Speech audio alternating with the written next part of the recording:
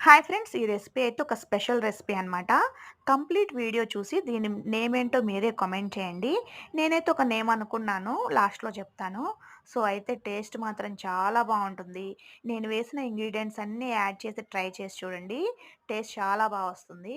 ఎలా వచ్చిందో నాకు కామెంట్ చేయండి. అలానే నా ఛానల్‌ని లైక్ చేసి సబ్స్క్రైబ్ చేసుకోండి.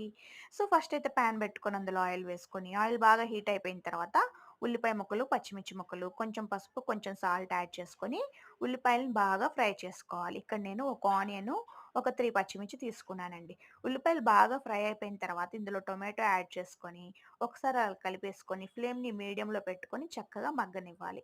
ఇక్కడ నేను 4 టొమాటోస్ తీసుకున్నాననమాట. ఇలా గరిటెతో మ్యాష్ చేసుకుంటూ చక్కగా కలుపుకోవాలనమాట. ఇక్కడ మనకి టొమాటో అనేది చక్కగా మ్యాష్ అయిపోవాలండి. ఇలా చూసారా ఆయిల్ అంతా బయటకొచ్చే టైంలో ఒక 15 వెల్లుల్లి రెబ్బలు యాడ్ చేసుకోవాలనమాట.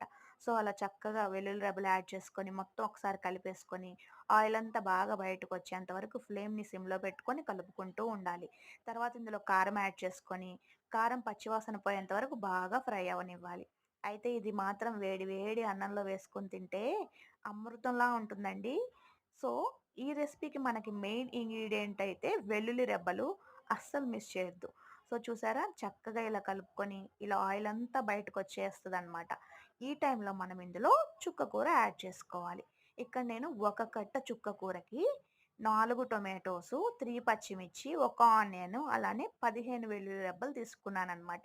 ఇవన్నీ సేమ్ యాజ్ ఇట్ ఈస్‌గా నేను వేసినట్టే యాడ్ చేసుకోండి.